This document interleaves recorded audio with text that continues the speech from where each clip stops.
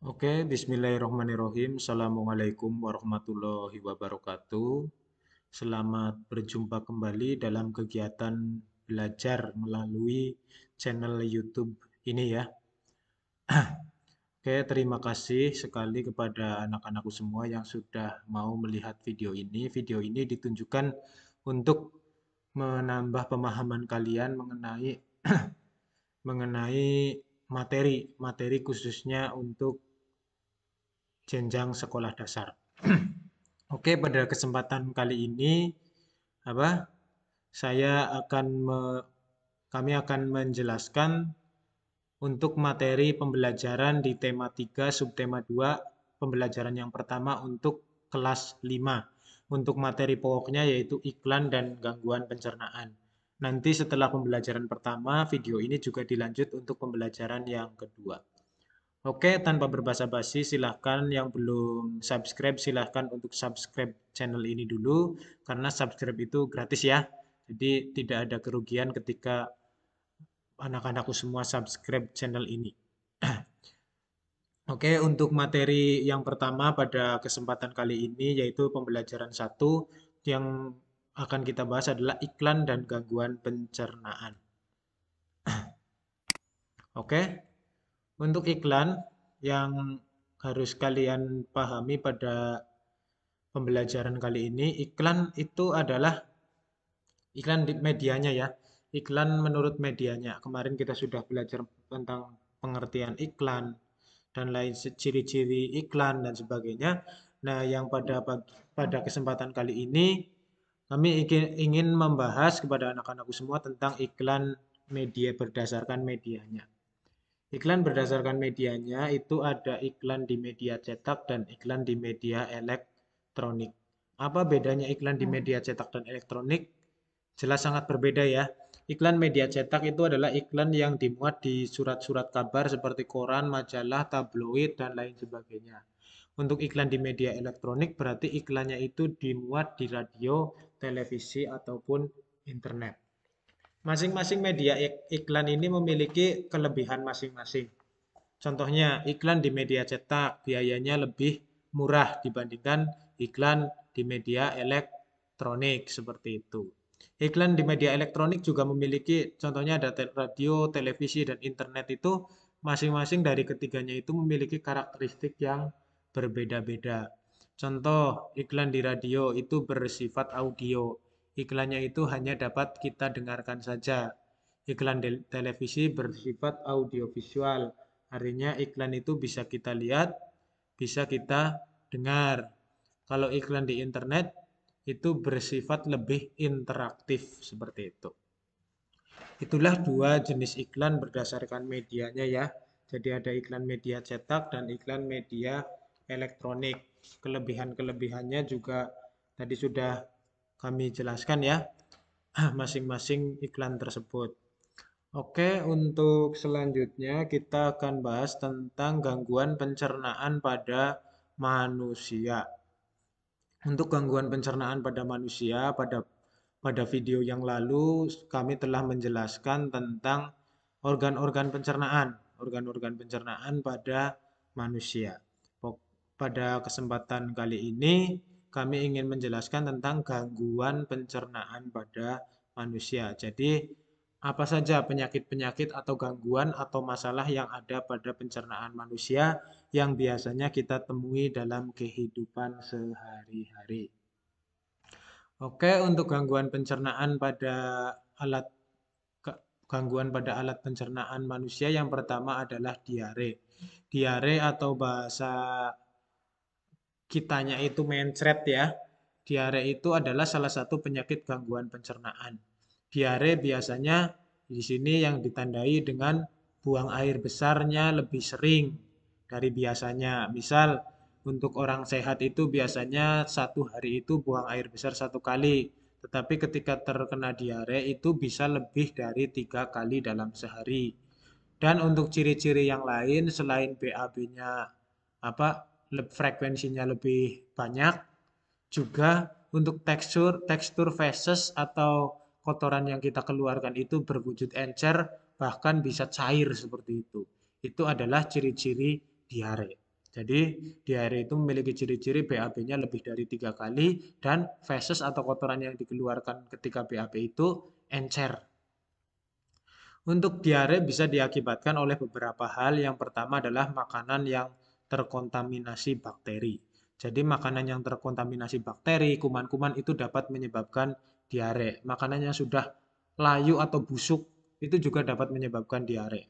Yang kedua, alergi makanan tertentu. Misalnya ada seseorang yang ketika makan makan kacang itu menyebabkan diare, itu ada alergi makanan tertentu. Dan atau makan pada saat yang tidak tepat. Itulah beberapa apa hal yang dapat menyebabkan diare. Jadi alangkah lebih baiknya kita menghindari hal-hal tersebut agar jangan sampai kita terkena diare. Seperti itu ya. Paham ya untuk gangguan pencernaan yang pertama tentang diare? Untuk gangguan pencernaan yang kedua adalah sembelit. Sembelit itu adalah lawannya dari BAB, lawannya dari BAB, lawannya dari diare ya. Kalau diare itu frekuensi atau banyaknya buang air besar dalam sehari itu apa? Bisa 3, 4, 5 kali bahkan sampai puluhan kali, tetapi kalau sembelit itu justru apa? BAB-nya itu jarang.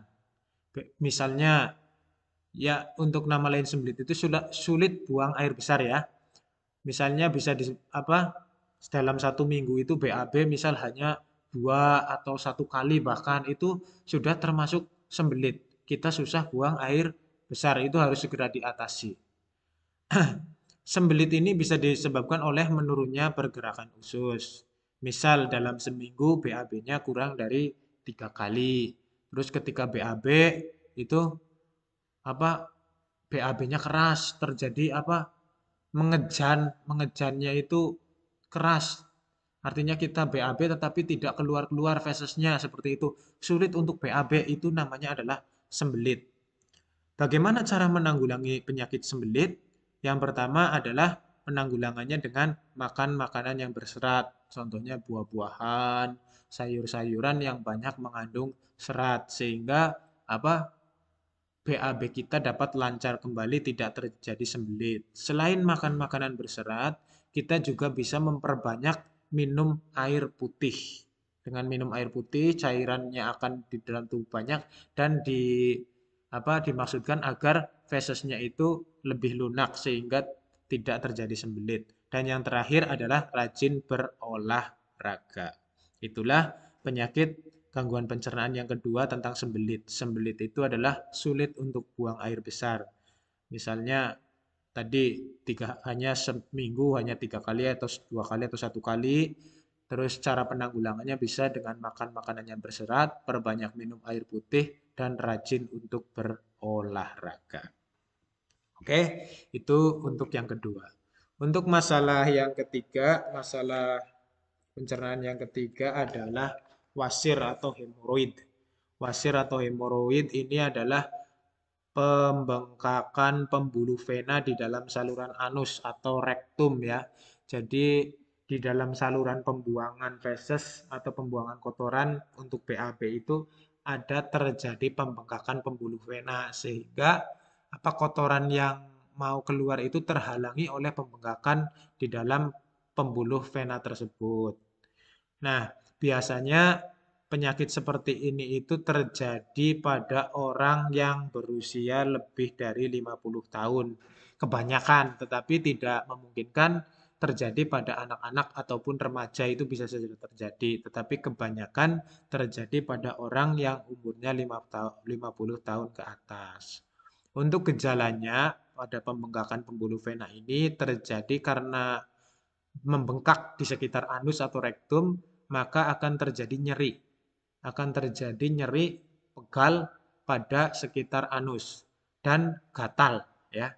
Nyeri dan gatal serta karena pembengkakan dan kotoran yang keluar itu misalnya agak keras itu bisa terjadi keluarnya darah pada saat BAB.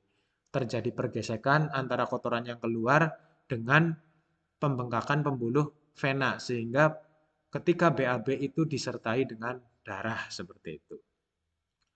Terus untuk ciri-ciri yang lain biasanya penderita wasir atau hemoroid ini ketika duduk itu tidak nyaman karena ada benjolan di sekitar anus. Ini contohnya ya. Ini contoh ada benjolan yang di luar dan ada benjolan yang di dalam. Kalau benjolan yang di dalam itu namanya internal hemoroid ya. Kalau benjolan yang di luar itu namanya eksternal hemoroid. Jadi itulah penyakit wasir. Penyakit wasir itu adalah pembengkakan pembuluh vena di dalam apa? Di dalam saluran anus atau rektum. Oke, untuk yang keempat adalah GERD atau asam lambung. Asam lambung ini banyak terjadi ya, banyak terjadi pada orang-orang di sekitar kita. Apa sih GERD? GERD atau asam lambung itu ditandai dengan asam lambung yang naik ke kerongkongan. Gejalanya biasanya rasa perih di dada, rasa asam di belakang mulut, sakit pada saat menelan, ada mengganjal di kerongkongan, batuk tanpa berdahak, radang tenggorokan. Ini biasanya ketika kita bangun tidur, kadang mulut kita terasa sedikit asam ya. Itu berarti terjadi gejala asam lambungnya sedang naik seperti itu. Itu untuk asam lambung. Untuk gangguan pencernaan yang kelima adalah tukak lambung. Tukak lambung itu bisa dikatakan sebagai luka pada lapisan lambung atau pada lapisan usus yang dekat dengan lambung. Berarti usus 12 jari, usus halus ya.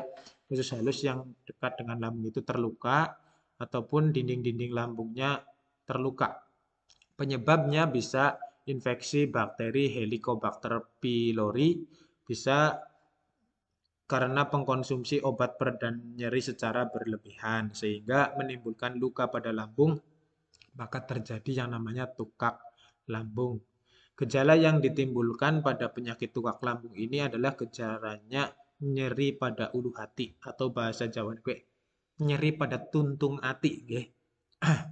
Itu gejala tukak lambung. Untuk yang kelima, penyakit yang kelima adalah gastritis. Gastritis adalah peradangan pada dinding lambung disebabkan oleh kadar asam klorida ya. Kadar asam klorida yang terlalu tinggi serta mengkonsumsi makanan yang mengandung kuman. Asam klorida ini memang zat yang dihasilkan oleh lambung untuk menetralisir kuman yang masuk. Tetapi ketika kuman yang masuk banyak, HCl-nya meningkat, nah bisa terjadi yang namanya gastritis atau peradangan pada dinding lambung. Ini penting sekali ya, sering keluar juga di ulangan. Oke, ini untuk bukan nomor 6, itu nomor 7 ya. Penyakit yang selanjutnya adalah appendicitis. Appendicitis itu adalah penyakit peradangan pada apendik. Apendik itu apa? Usus buntu. Usus buntu itu adalah usus kecil yang usus yang ibaratnya tidak ada saluran kemana-mana, itu yang bisa dilihat di gambar ini ya. Ini usus buntu. Terletak di usus besar bagian awal ini. Jadi appendicitis ini adalah peradangan pada usus buntu atau apendik atau umbai cacing. Nah, apa yang menyebabkan peradangan atau usus buntu ini adalah disebabkan oleh masuknya benda asing atau masuknya makanan di umbai cacing ini. Jadi makanan masuk ke sini kan tidak ada saluran, di sini akan mengendap di sini. Nah, makanan yang masuk akan terjadi, bisa saja terjadi kalau parah itu terjadi pembusukan dan di sini akan terjadi infeksi. Sehingga orang yang memiliki penyakit appendicitis ini ketika tidak secepatnya ditangani itu bisa akan menyebabkan pembusukan di sekitar di apendik sehingga sangat berbahaya sekali dan bahkan bisa harus sampai dioperasi atau dibuang apendiknya supaya tidak terjadi lagi appendicitis. Itu ya. Jadi appendicitis itu adalah peradangan pada usus buntu atau apendik atau umbai cacing. Oke, untuk penyakit yang selanjutnya yang kedelapan adalah sariawan. Ini penyakit yang sering sekali kita jumpai ya. Penyakit sariawan atau timbulnya rasa perih atau bukan gusi bibirnya itu terluka, bibirnya itu luka. Namanya sariawan. Ini sariawan adalah gangguan pencernaan yang terjadi di mulut. Ini bisa kalian lihat di gambar ini ya. Ini contoh sariawan. Hal ini disebabkan atau diakibatkan oleh panas dalam rongga lidah ataupun di dalam mulut. Penyebab dari sariawan ini adalah kurangnya mengkonsumsi vitamin C sehingga bibir pecah-pecah, panas dalam dan terjadi sariawan. Ya, berarti cara mencegah sariawan bagaimana? Dengan memperbanyak mengkonsumsi vitamin C. Oke, untuk penyakit yang selanjutnya, penyakit cacingan ya. Ini penyakit yang banyak dijumpai pada anak-anak pada anak-anak ya. Penyakit ini menyerang sistem pencernaan manusia terutama pada anak-anak, tetapi tidak memungkinkan bahwa orang dewasa tidak cacingan, bisa saja terjadi. Terus yang kedua adalah kolik. Kolik adalah rasa nyeri pada perut karena saluran pencernaan dalam rongga perut tersumbat. Penyebabnya ini adalah bisa terjadi karena makan makanan terlalu pedas, terlalu asam, atau bisa saja terjadi karena makan terlalu banyak sehingga rongga perut tersumbat. Sehingga kita merasakan nyeri pada perut karena saluran pencernaan tersebut tersumbat. Yang selanjutnya adalah gizi buruk atau malnutrisi ya. Kekurangan gizi atau malnutrisi disebabkan karena di sini pada sel pada pankreas atrofi mengalami kehilangan retikulum endoplasma terlalu banyak. Terus ada ini mungkin asing ya, ada irritable bowel syndrome atau IBS adalah gangguan kronis pada usus besar. Gejalanya bisa nyeri, kram perut, kembung, diare atau sembelit. Nah, yang terakhir ada penyakit pencernaan juga ini batu empedu. Batu empedu itu adalah tumpukan material keras yang terbentuk di kantong empedu. Jadi kantong empedunya itu banyak cairan-cairan yang keras atau seperti batu. Hal ini bisa diakibatkan oleh cairan empedu yang terlalu banyak kolesterol dan limbah sisa metabolisme. Gejalanya rasa nyeri yang hebat pada perut bagian kanan.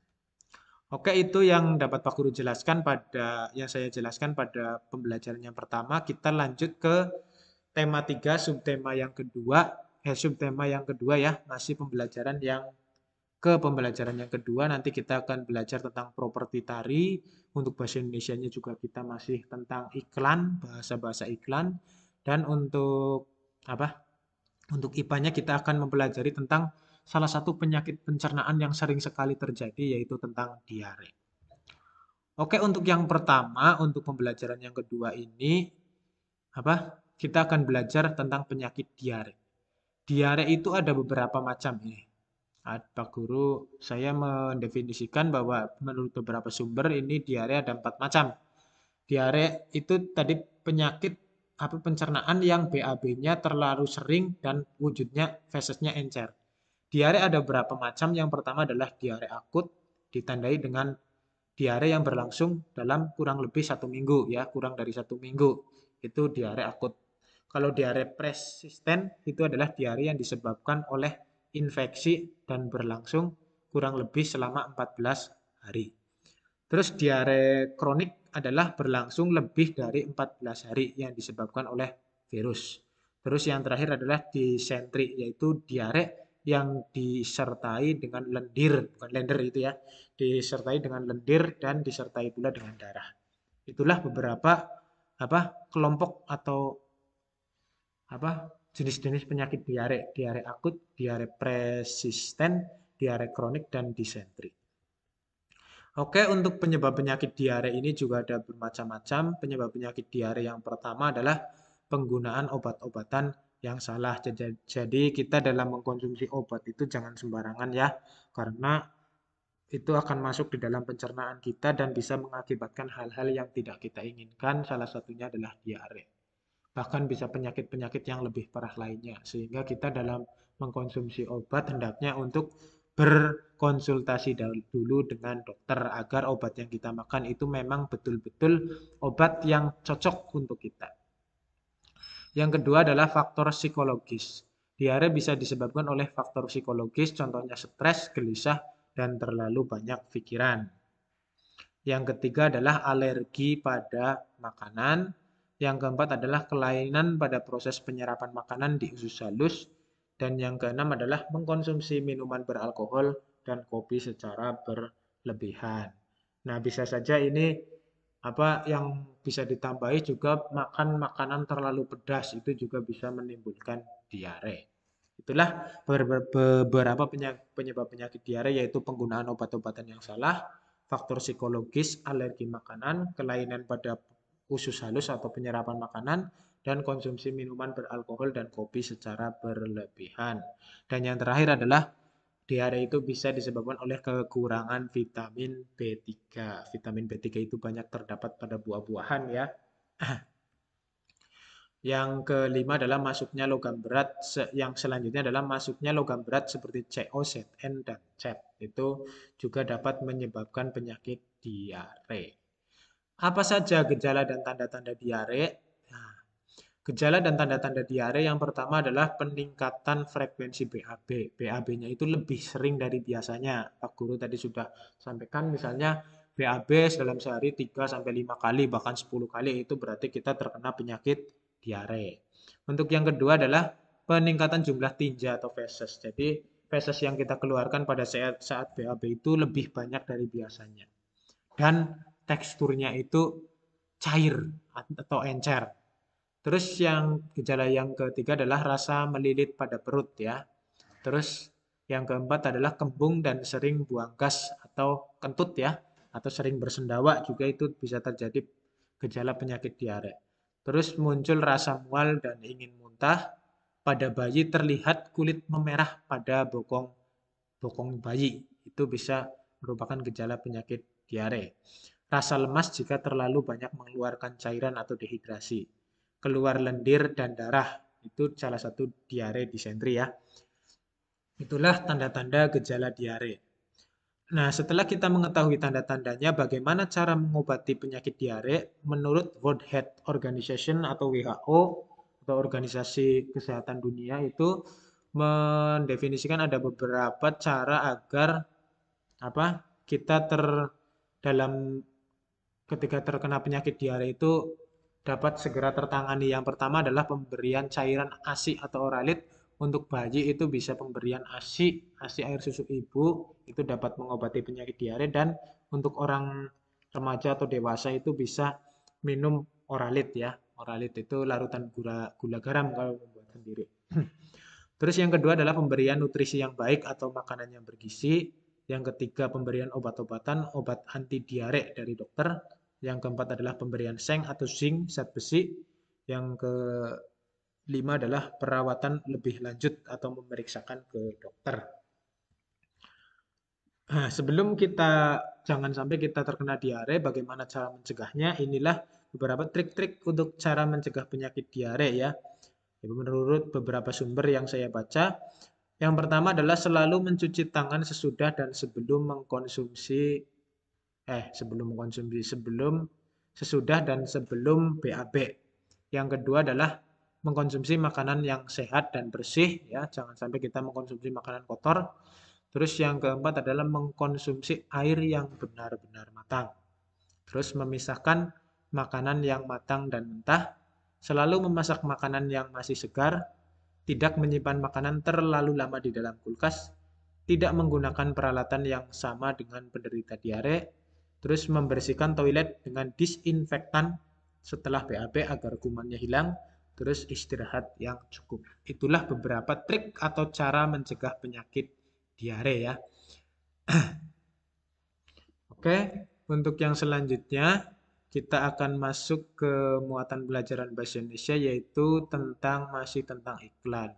Tadi di pembelajaran 1 kita belajar tentang iklan media cetak dan elektronik. Pada yang kedua kita akan mempelajari tentang ciri-ciri bahasa iklan. Ada beberapa ciri-ciri bahasa iklan agar iklan itu terlihat bagus, terlihat menarik, dan dapat menarik pembelinya. Ciri-ciri bahasa iklan itu adalah menggugah atau artinya memberikan perhatian bagi konsumen. Untuk ciri yang kedua, iklan itu memiliki bahasa informatif, artinya jelas, komunikatif, bersahabat, dan bahasanya tidak bertele-tele. Yang ketiga, bahasa iklan harus persuasif atau bersifat membujuk. Yang keempat, bertenaga gerak, mampu memaksimalkan waktu dalam promosi. Yang kelima adalah komunisuasif, komunikatif dan persuasif.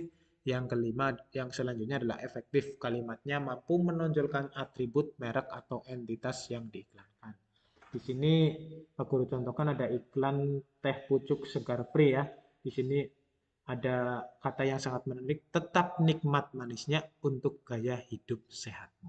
Nah, ini berarti bahasanya ini sudah dibuat sedemikian rupa sehingga kita sangat tertarik untuk meminumnya, ya, sangat tertarik untuk membelinya. Itu ciri-ciri bahasa iklan yang baik itu bisa menarik perhatian kita, informatif, persuasif, bertenaga gerak, komunikatif dan efektif. Artinya efektif ini tidak kalimatnya tidak panjang tetapi bisa mewakili produk yang kita tawarkan.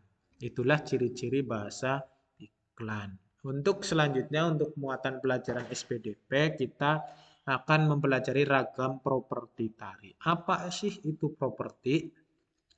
Properti itu adalah alat atau instrumen atau benda yang digunakan oleh seorang penari sebagai media pelengkap dalam pementasan tari agar menambahkan makna dan nilai estetika atau keindahan dalam gerakan tari yang dipentaskan.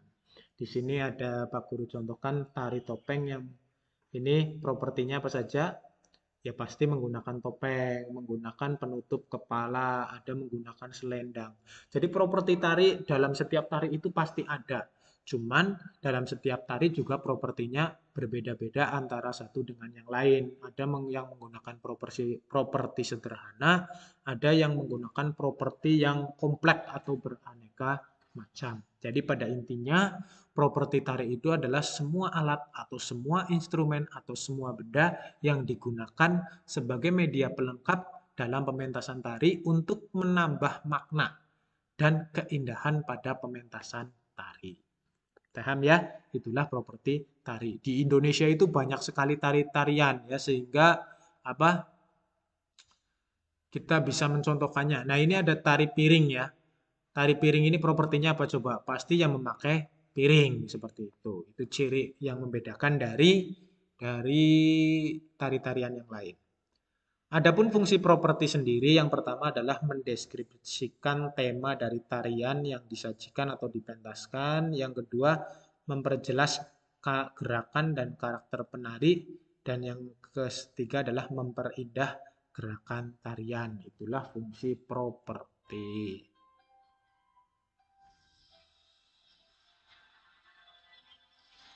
Bentar ya. Terus untuk contohnya di sini ada Pak Guru contohkan tari kipas Pakarena ya, ini salah satu tarian yang ada di Indonesia. Ini ada propertinya apa saja ya? Propertinya ada Ada penutup bukan penutup hiasan di kepala, pasti tari kipas ya pasti menggunakan kipas. Itulah contoh, hanya contoh saja properti-properti tari yang ada di Indonesia. Untuk contoh-contoh yang lain bisa kalian lihat pada tarian-tarian yang ada di daerah kamu, yang ada di sekeliling kamu. Silahkan bisa dicari propertinya sih apa saja. Untuk tarian-tarian contohnya tari Gambyong, tari Reog Ponorogo itu propertinya apa saja. Oke, mungkin itu saja yang dapat kami sampaikan pada kesempatan kali ini. Mau sekali lagi apa di era pandemi ini kita harus selalu menjaga kesehatan dan kita tetap semangat untuk belajar.